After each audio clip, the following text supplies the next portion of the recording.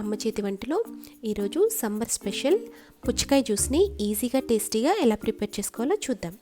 ముందుగా దానికోసం ఈ సైజులో ఉండే పుచ్చకాయలో 1/4 వంతు ముక్కని తీసుకుని అందులో ఉండే విత్తనాల మొత్తాన్ని తీసేయండి.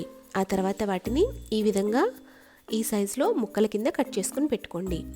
ఇలా అన్నిటినీ కూడా ముక్కల కింద కట్ చేసుకుని ఒక బౌల్లోకి వేసుకుని పెట్టుకోండి. ఇప్పుడు ఒక బ్లెండర్ తీసుకుని అందులోకి ఈ పుచ్చకాయ ముక్కల్ని యాడ్ చేయండి.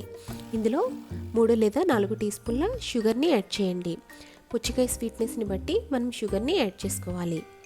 ఇప్పుడు ఇందులోకి 4 లేదా 5 పుదీనా ఆకుల్ని యాడ్ చేసుకోండి. పుదీనా ఆకుల్ని యాడ్ చేయడం వల్ల మంచి మింట్ ఫ్లేవర్ వచ్చి జ్యూస్ రిఫ్రెషింగ్గా ఉంటుంది. ఇప్పుడు ఇందులోకి ఒక 4 ఐస్ క్యూబ్స్ని యాడ్ చేసుకోండి.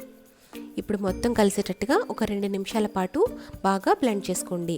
ఇలా స్మూత్గా ఒక 2 మినిట్స్ పాటు బ్లెండ్ చేసుకున్న తర్వాత ఒక ఫిల్టర్ సహాయంతో దీన్ని వడకట్టుకోవాలి. ఇలా స్ట్రైనర్లో జ్యూస్ మొత్తాన్ని యాడ్ చేసుకున్న తర్వాత స్పూన్తో ఈ విధంగా కలుపుతూ ఉంటే ఇందులో ఉండే పిప్పి మొత్తం సపరేట్ అయిపోయి జ్యూస్ మొత్తం కిందకి ఫిల్టర్ అయిపోతుంది. ఇలా సపరేట్ అయిన దాన్ని పక్కకు తీసేయండి.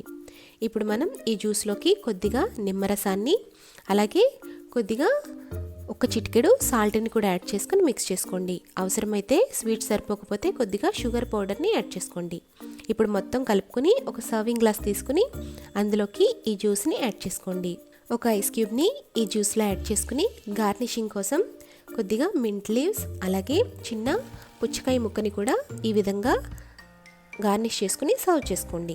అంతే, ఎంతో టేస్టీగా ఈజీగా సింపుల్గా 2 మినిట్స్లో పుచ్చకాయ జ్యూస్ రెడీ అయిపోతుంది.